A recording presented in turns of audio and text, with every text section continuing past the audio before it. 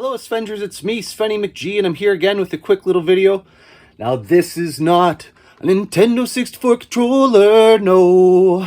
This is a tribute. This is the retrobit tribute. We're gonna open, unbox, check it out, see what it's all about today. Again, works for your Nintendo 64. Let's go have a look. All right, once again, this is the Tribute 64 for Nintendo 64. This is from Retrobit. You can see it's got clear siding here. Same with on the other side. Nintendo 64 Retrobit. Some other information here on the bottom. And on the back side here, just indicating Tribute's part of their Platinum Series line of controllers dedicated to classic retro gaming consoles. Designed for exclusive use on the Nintendo 64, it features ultimate versatility for any genre of games. With fully responsive analog stick, innovative and ergonomic design to boost your gaming experience, and the classic A-B buttons positioned just right, players will enjoy long hours of classic retro gameplay. Again, a 10-foot long cord it's boasting. Sensitive, accurate, high-quality analog stick, dual Z shoulder pads for maximum grip, ergonomic button layout with a centered D-pad, and a memory card port and rumble pack. So, let's open it up and have a look. You can see here, this has a plastic shell. This is just a bit of extra protection for that plastic, but it was taped down. And removing that outer packaging, again, we're right into the cardboard. Open it up. Slide it on out. Here we are. All right, first things first. It is small. It feels pretty small, but it feels pretty tight. So let's have a quick look here and do a comparison. First and foremost, here's our Nintendo 64 controller. So there's a side-by-side. You can see one on top of the other. It is quite a bit smaller. In fact, even the bottom prongs here are quite a bit tighter than what you see on the Nintendo 64 original controller. Now, the main thing that everyone talks about with these, of course, is the orientation change. Remember with the Nintendo 64, we talked about the various positions, playing like this, playing like this, playing like so, or even using two controllers for that certain games that provide that feedback. But again, here, if most of the games, not most, but many of the games, Legend of Zelda, of course, primarily Mario 64, you're using the analog and running and jumping, then you're using this kind of small orientation, and I suppose that's kind of what they're going for when they put this gripping together. It's more in line with that as opposed to down the middle. So, having the two, what we're doing is getting a more familiar modern day feel, and that's having an analog stick right here in the thumb so you can actually move about. Now, without that middle prong, of course, this is where we have our Z button, and playing your games you want to activate underneath here, and but you've got your bumpers up top. What they've done is, of course, instead of triggering under here, they've gone with, again, more of a modern approach, and you have your L and R up top, but you have the Z button accessible on either side. So however you feel more comfortable, you can access the Z button up top. Here is the D-pad. Now, some people do not, this is one thing that they kind of comment on, is why didn't they put the analog stick up higher and then have this down below? And instead they've gone and oriented it here in the middle. Any game that actually uses this actively, or if you're going to actually use it as a platformer, let's say, that's pretty tight, you know. But again, if you have this, if you only have this, sure. If you had a game that uses that primarily, I understand one of the Kirby games is like that. Again, just go back to your original controller, and then you're made in the shade. But for these purposes, anything that's going to be using the analog primarily, here it is. So let's have a look at something else that this actually reminds you of.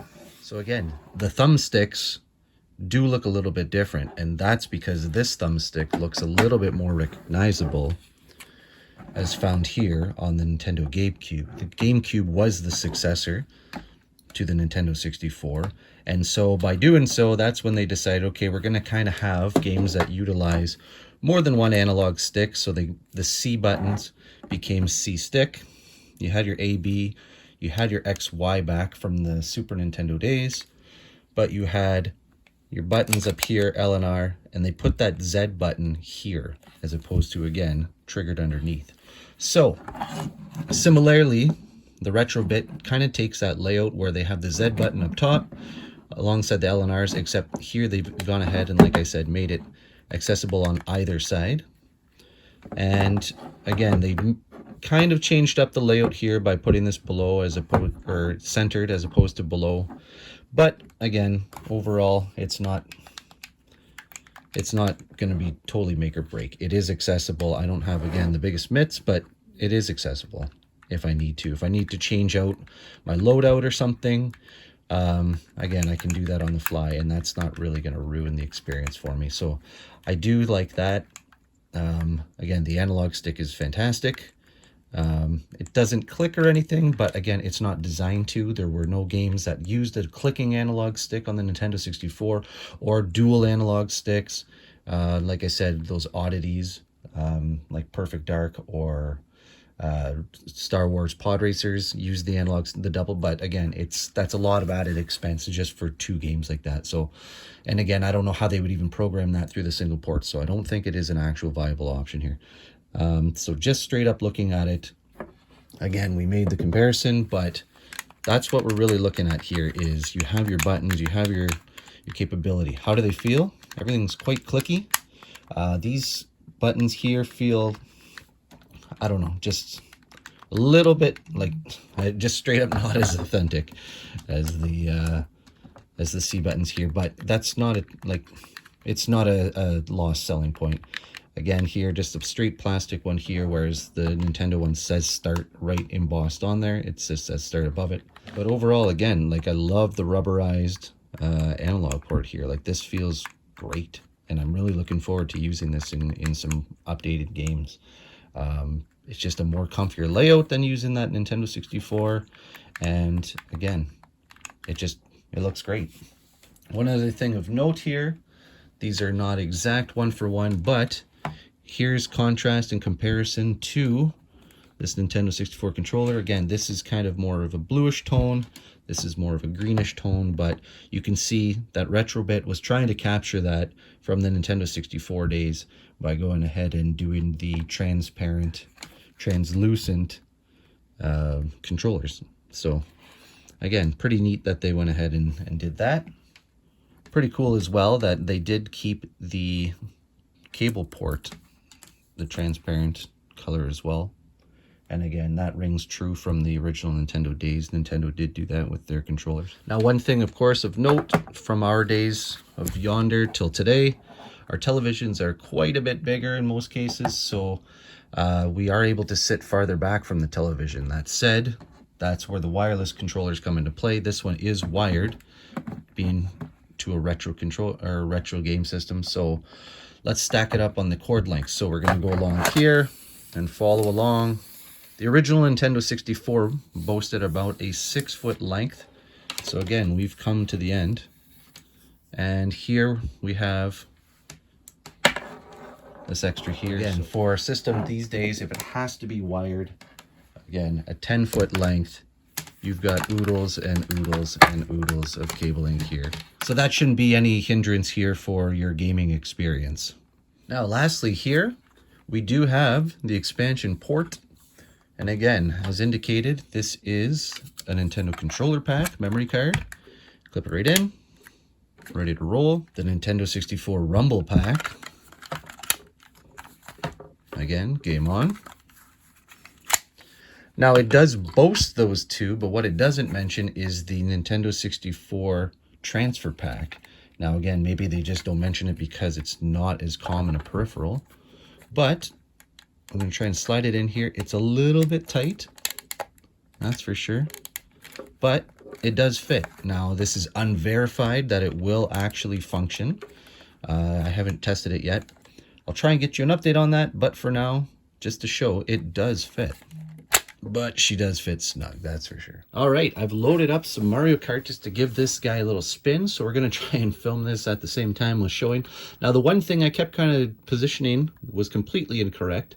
Your L and R are still remain the bumpers as they do on your original controller.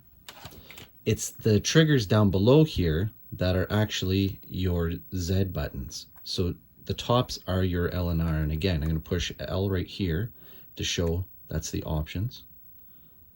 And we'll go back. So we'll get a quick race queued up here. Again, I'm going to go with Mario. This is just going to be, again, just to show you what it's all about, how the controller functions, and not to flex at all any of my Mario gameplay abilities. So here we go.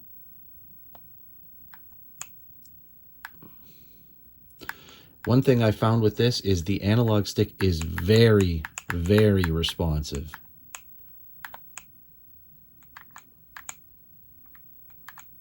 But it works, it functions, and it functions well. Again, those triggers on top, I can use either the left one or the right one, the Z button to activate, to use my, look down at the camera there, to use my items. So again, as it stands, like I said, the buttons all feel pretty good. I don't have any issues with pushing the L and R, the Zs. Don't really have to use the C buttons right now. I can use them to change, again, add in time or change my perspective, change my mapping. But again, they feel fine. Mostly what we're all functioning on is, again, the changing of position of the analog stick and how the stick performs. And like I said, it's very, very responsive. And you know what? Again, in contrast to Nintendo's original design, this doesn't, you know, it's not going to snap. It doesn't feel like it's going to fail. It's got a nice sticky rubberized top to it. So again, to pull on your thumb just the way a Nintendo GameCube one does. So feels pretty good. So there you have it. That is the Tribute 64 by Retrobit. What do you think of it? To be perfectly honest, I think it's fantastic. I think this is going to actually liven up my Nintendo 64 gameplay, putting this in an orientation that I'm more familiar with. Again, some people are going to point to there was a Hori classic controller very much in this orientation, but those, again, a little bit more harder to find. These are being currently made, updated. I think it's great. Now go to the Retrobit website. You can see there's all sorts of different colors. You can get the original Nintendo 64 Classic Gray.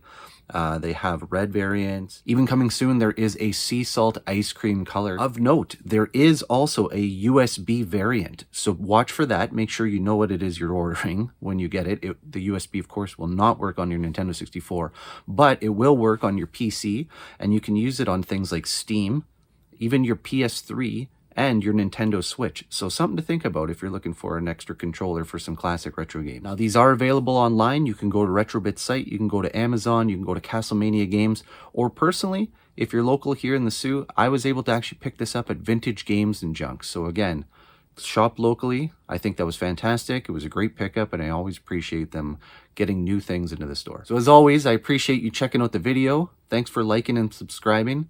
Thanks for checking out the gaming events. We hope to see you again soon. And as always, take care. Be good to each other. Bye now.